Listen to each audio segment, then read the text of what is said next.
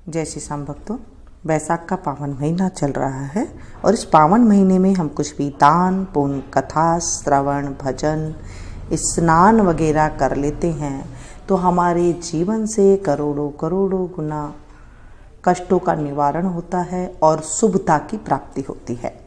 ये एक ऐसा महीना है जिसमें हम सिर्फ सूर्य उदय से पहले स्नान कर लेते हैं तो भी हमें बहुत ज़्यादा सुख की प्राप्ति होती है। आज हम वैशाख मास के 8वें अध्याय का पाठ का स्मरण करेंगे। बोलिए विष्णु भगवान की जय। मेरा आपकी कृपा से सब काम हो रहा है। मेरा आपकी कृपा से सब काम हो रहा है।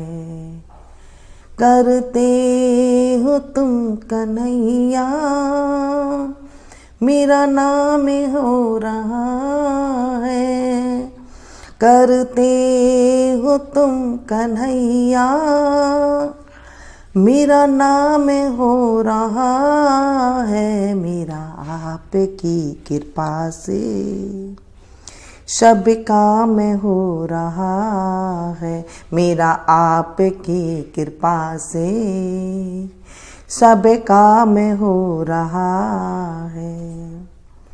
बोले विष्णु भगवान की जय। अब तक हमने सुना था कि श्रुतदेव नाम का पुत्र जिसने अपने पिता का पिशाच योनि से छुड़ाने के लिए वैशाख मास में प्रातःकाल स्नान कर विष्णु पूजा और भक्ति पूर्वक जल से तर्पण कर फिर ब्राह्मण को अन्नदान किया। उसके पिता ने कहा था कि मैं ऐसा करने से मैं विष्णु पद को प्राप्त हो जाऊंगा, तो उसने ऐसा ही किया। जब पिता बेटे को श्रुतदेव को बता रहे थे कि यदि तुम मुझ पर दया करोगे तो तुम्हारा कल्याण होगा, अपने पिता की ऐसी बात सुनकर दुख के मारे उसके पांव पर बहुत देर तक लकड़ी की भांति पड़ा रहा और अपनी निंदा कर नेत्रों में आंसू भर कहने लगा कि हे पिता, तुम्हारा पुत्र मैं ही देवयोग से यहाँ आ गया हूँ। अब तुम्हारे बतलाए अनुसार यात्रा करके शीघ्र घर जाकर मेष की संक्रांति में विष्णु भगवान निमित्त अन्न अर्पण करूंगा। पिता की आज्ञा अनुसार मैंने तीर्थ यात्रा कर घर आ वैशाख के महीने में अन्नदान किया। तब मेरे पिता पिशाच योनि से मुक्त हो विमान पर चढ़ मुझे आशीर्वाद दे विष्णु लोक को गए, जहां से फिर कर नहीं आते हैं। इसलिए अन्नदान सब शास्त्रों ने बड़ा धर्म कहा गया है। हे राजन, यह सब धर्मों का सारभूत है जो मैंने कह दिया। अब और किस बात को सुनने की तेरी इच्छा है सो पूछ, मैं तुझसे सत्य कहूंगा।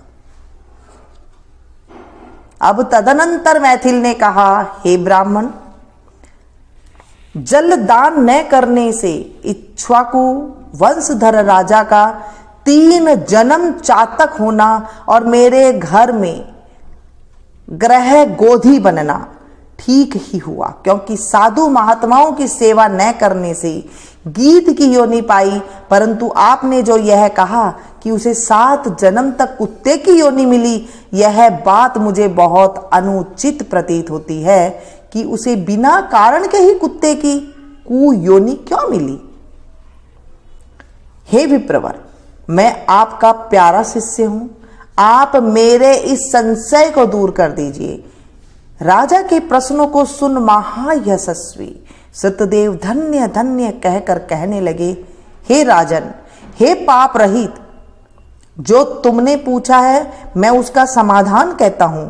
यही बात कैलाश के शिखर पर शिव जी ने पार्वती जी से कही थी। सब लोकों की रचना कर उनकी आमुंसिक और ऐहिक 2 प्रकार की स्थिति बनाई, जल सेवा, अन्न सेवा और औषधि सेवा। हे महाभागे, ये तीनों ऐहिक इस लोक की स्थिति के हेतु हैं। साधु सेवा, विष्णु सेवा और धर्म सेवा, ये तीनों परलोक की स्थिति के हेतु है। ऐहिक हेतुओं का करना तत्काल धन संपत्ति देता है। ऐहिक हेतुओं करना तत्काल धन संपत्ति देता है। अप्रिय बातें कहना भी दुख का हेतु होता है। यहां एक पुराना इतिहास वर्णन करते हैं जो ऐसा पाप नाशक और अद्भुत है जिसके सुनने से रोमांच हो जाते हैं। यज्ञ दीक्षा में उपगत दक्ष प्रजापति एक समय महादेव जी को बुलाने कैलाश पर गए। उन्हें देखकर उन्हीं की भलाई सोच महादेव जी ने उठकर आदर नहीं किया। शिव जी ने सोचा कि मैं संपूर्ण देवताओं का गुरु हूं। स्वामी सेवक के आने पर पति स्त्री के लिए, गुरु शिष्य के लिए नहीं उठते हैं। जो स्वामी स्वयं भूत्यादि के लिए उठते हैं उनकी आयु, धन और यश तत्काल नष्ट हो जाते हैं। इसलिए मुझे उठना उचित नहीं है। यह मेरा प्यारा ससुर है। ऐसा विचार कर दक्ष प्रजापति की भलाई सोच महादेव जी ने आसन से न उठे। तब महादेव जी द्वारा उठकर आदर न किए जाने के कारण दक्ष प्रजापति को बड़ा क्रोध आया और अनेक प्रकार से महादेव जी के आगे ही निंदा करने लगे कि ऐसा अहंकारी जिसका धन केवल एक बूढ़ा बैल है, कपाल की हड्डी धारण करते हैं, शमशान में घर है, सर्पों के आभूषण धारण करते हैं, संग में रात दिन भूत प्रेत पिशाच ऐसे ऐसे दुर्जन रहते हैं। दुरात्मा नारद के बताने से मैंने अपनी कन्या सती का विवाह इसके संग कर दिया। यह भी अलग धर्म वाली हो गई है। मैं इसे कभी नहीं सह सकता। मेरी पुत्री से भी मुझे कुछ प्रयोजन नहीं है।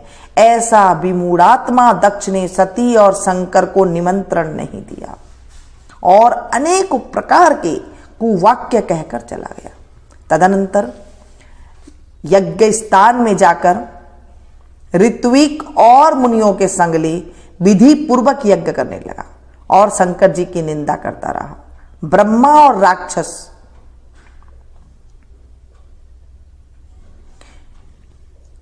विष्णु को छोड़ सिद्ध, चारण, गंधर्व, यक्ष, राक्षस और किन्नर आदि सब देवता यज्ञ में आए। तब सती की इच्छा अपने कुटुंबियों से मिलने तथा उत्सव देखने की हुई। स्त्रियां स्वभाव की चंचल होती हैं। महादेव जी के मना करने पर भी जाने की मन में ठान ली। महादेव जी बोले, हे वरवर्णी ने, सभा में बैठकर वह मेरी निंदा सदा ही करते हैं जो तुमसे सह नहीं जाएगी और तुम निश्चित ही शरीर त्याग दोगी। अतः तुम अपने पिता के घर मत जाओ, वहां जाने से तुम्हारा कल्याण नहीं है। इस प्रकार समझाने पर भी सती न रुकी, अकेली घर से निकल पैदल चल दी। तब नंदी ने चुपचाप सती को अपने पीठ पर बैठा लिया और महादेव जी के करोड़ों भूतादिगण पीछे चले। सती जी महलों में होती हुई किसी ने न बोलने पर उदास हो गई। महादेव जी की बात याद कर यज्ञ मंडप में गई। वहां पर भी दक्ष प्रजापति और सभा के सब लोगों को अपनी तरफ देखकर किसी के न बोलने पर सती जी वहां खड़ी होकर रुद्र की आहुति तक पिता की चेष्टा देखती रही।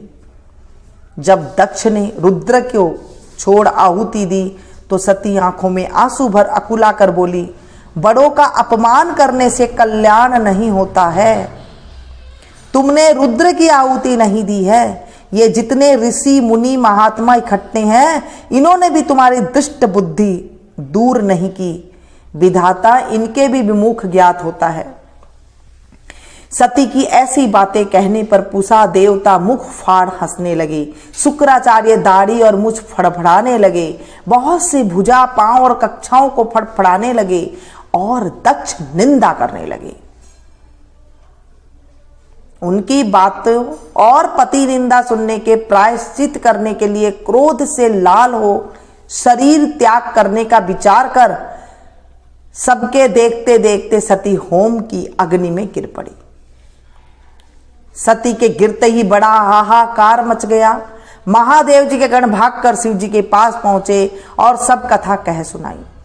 शिव जी ने यह सुनते ही उठकर कालांत तक के समान क्रोध से एक जटा उखाड़ पृथ्वी पर दे मारी, जिसमें बड़ा बलवान महाकाय वीर वज्र उत्पन्न हुआ। उसके सहस्र भुजा थी और रूप यमराज के समान था। वह महादेव जी के सन्मुख हाथ जोड़ कहने लगा, क्या आज्ञा है? यह सुन रुद्र भगवान क्रोध करके अपने सन्मुख खड़े हुए वीरभद्र से बोले कि तुम बड़े बड़े बलवान भूतगणों को अपने साथ ले जाकर मेरे निंदक दक्ष का नाश कर दो, जिसके कारण मेरी प्रिया सती को शरीर त्यागना पड़ा। महादेव जी की आज्ञा पाकर वे सभी यज्ञशाला में पहुंचे और देवता, असुर, मनुष्य आदि सब सुबटों को मार गिराया। पूषा के दांत उखाड़ डाले तथा दुरात्मा भृगु की दाढ़ी मूछ उखाड़ डाली। जिसने जो अंग फड़काया था उसका वही अंग वीरभद्र ने उखाड़ फेंका और दक्ष के सिर की रक्षा भृगु के मंत्र बल से करने के कारण बड़े उद्योग करने पर भी सिर न कटा। वह तब रुद्र के ने स्वयं आकर उस दुरात्मा का सिर काट अलग कर दिया और यज्ञ में जो आए थे उनका संहार कर गणों सहित कैलाश को चले गए। मरने से जो बचे थे वे ब्रह्मा जी की शरण में गए। उनको संग ले ब्रह्मा जी कैलाश पर पहुंचे। महादेव जी का क्रोध शांत कर समझा बुझाकर उन्हें ले यज्ञशाला में गए और जो यज्ञ में मारे गए थे उन सबको जीवन दान कराया। सदाशिव ने दक्ष के धड़ पर बकरे का सिर रख दिया। उसी से उनकी प्रसन्नता के लिए बम बम बम किया जाता है। बकरे की दाढ़ी भृगु जी के मुख पर लगा दी। पूषा के जहां तहां अंग लगाकर सबके सिर जोड़कर सबका कल्याण कर दिया। दक्ष का यज्ञ पूरा कराकर देवता अपने अपने स्थानों को गए और शिवजी नैष्टिक ब्रह्मचर्य व्रत धारण कर गंगा के तट पर पुनांग वृक्ष के नीचे तप करने लगे। दक्ष पुत्री सती ने हिमाचल के घर उसकी स्त्री मेनका के गर्भ से जन्म लिया और वहीं पर उनका पालन पोषण होने लगा। इतने में तारकासुर नामक एक राक्षस उत्पन्न हुआ और परमेष्ठी ब्रह्मा से वर पाया कि शिवाय रुद्र के महाबली पुत्र के तू किसी से भी नहीं मरेगा। यह बात सुन उसने सोचा कि शिवजी के तो कोई स्त्री तो है नहीं, पुत्र कहां से होगा। वह सब लोगों और देवताओं को सताने लगा। तब देवताओं ने दुख पा ब्रह्मा की शरण ली। ब्रह्मा ने देवताओं को समझाया कि रुद्र भगवान की पत्नी सती ने पहले अपने पिता के यज्ञ में शरीर त्याग अब हिमाचल के घर जन्म लिया है, जिनका नाम पार्वती है, और रुद्र भगवान हिमाचल के शिखर पर घोर तप कर रहे हैं। किसी तरह पार्वती का परिग्रहण रुद्र भगवान से कराना चाहिए। ब्रह्मा के यह वचन सुन सब देवता इंद्र को लेकर अमरावतीपुरी गए और बृहस्पति जी के सलाह कर अपने कार्य सिद्धि के लिए इंद्र ने नारद और कामदेव को बुलाया। उन दोनों को बुलाकर नारद जी का हिमाचल के पास कहला भेजा कि वह अपनी पुत्री से जो पहले दक्ष कन्या थी उसको शिवजी की पत्नी बनाने का नियुक्त करे। नारद जी से जैसा कहा गया था वैसा ही करने चले गए। फिर कामदेव से कहा कि सब देवताओं और महादेव जी के हित के लिए बसंत ऋतु को संग लेकर रुद्र भगवान को तपोवन में चारों ओर मनोहर बसंत ऋतु का विस्तार करो। वहां पार्वती जी महादेव जी के पास पहुंच जाए, तब धनुष पर बाण चढ़ाकर ऐसा मारो कि महादेव जी के मोहित होने पर, उनका संगम होने पर सब कार्य पूरे हो जाए। कामदेव ने जो आज्ञा कहकर बसंत ऋतु अपनी स्त्री की रीति और अनुचरों को संग ले उस और शीघ्र जा पहुंची। अपनी शक्ति से असमय में बसंत ऋतु उत्पन्न कर दी, जिससे चारों ओर वन में शीतल मंद सुगंधित वायु चलने लगी। देवता उसी समय महादेव जी भी पार्वती की सेवा से प्रसन्न हो उन्हें गोदी में बैठाकर कुछ कहने लगे। तब कामदेव ने प्राण प्रिया के संगम का उचित समय जान महादेव जी के पीछे वृक्ष की ओट से एक बाण छोड़ दिया, जिससे महादेव जी के मन में चंचल होने लगे से चित्त में व्याकुल हो इधर उधर देखा तो कामदेव दिखाई पड़ा। क्रोध से अपने मस्तक के तीसरे नेत्र को खोलकर पार्वती को दूर करके ऐसी तीक्ष्ण अग्नि प्रकट की कि सब संसार भयभीत हो गया और उस अग्नि से धनुष बाण सहित कामदेव भस्म हो गया। देवता अपने कार्य की सिद्धि समझकर तथा बसंत और ऋतु भयभीत हो भागे गए। पार्वती डर के मारे आंख बंद कर दूर हट गई और महादेव जी भी अंतर्ध्यान हो गई। हित की इच्छा करने वाले देवताओं को कुछ भी फल की सिद्धि नहीं हुई, उल्टा अनर्थ हुआ। जो कोई साधुओं के संग दुष्टता करते हैं उनका कहना ही क्या है। इस प्रकार साधुओं की सेवा न करने से इक्ष्वाकु के पुत्र ने दुख भोगा और अनेक बुरी योनियों में जन्म लिया।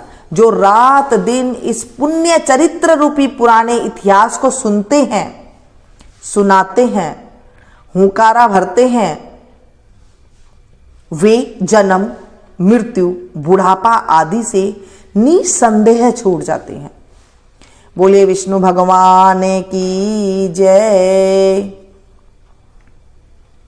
श्रीमन नारायण नारायण नारायण, भजमन नारायण नारायण नारायण, श्रीमन नारायण नारायण नारायण, भजमन नारायण नारायण नारायण।